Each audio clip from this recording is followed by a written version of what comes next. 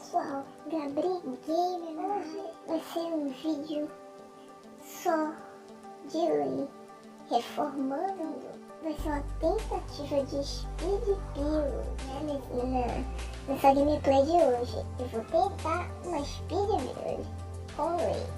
Então, hoje não vai ter muita lei falando, só uma pequena introdução mesmo, né? E eu vou tentar, junto com ele, fazer uma speed build.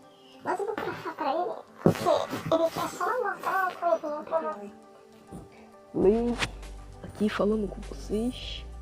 Hoje o vídeo vai ser um pouco diferente.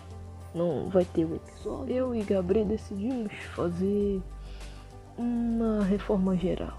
Já que liberou todos os itens, né?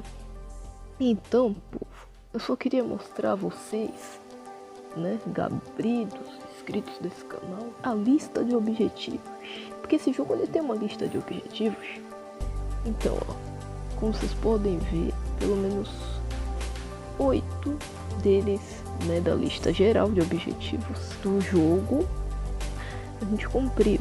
Foram descobertos 33, só que ainda falta 115, ou seja, não se descobriu nem metade da lista de objetivos, né?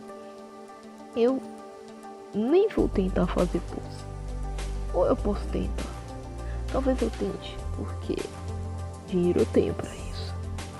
Bom, não acredito que eu vou estapear o lobisomem, meu amigo, né? Mas enfim, vocês podem ver, ainda tem coisas aqui que eu não fiz. Cozinhar provavelmente vou fazer no próximo episódio, né? Então eu prefiro deixar pro próximo episódio. Então tem objetivos sobrenaturais, né? Agora, estranho, não cumpriu tornar um ser sobrenatural. Eu sou um vampiro, não faz sentido. Sangue azul eu não vou tomar, talvez eu não tome. Quem sabe caso eu precise. Eu não acredito que tenha necessidade.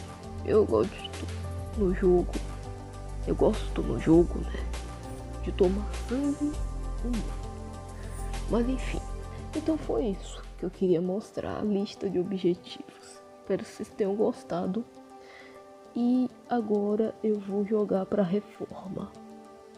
E não vou falar, né? Provavelmente Gabriel é que vai falar, né? Explicando tudo que tá fazendo na reforma. Então eu vou deixar o vídeo, né, rodar. E eu espero que vocês gostem. Então vamos à reforma. Oi pessoal, Gabriel Gamer na área. Então essa é a reforma da casa de lei, né? Como vocês podem ver, eu tô vendendo todos os itens da casa, certo?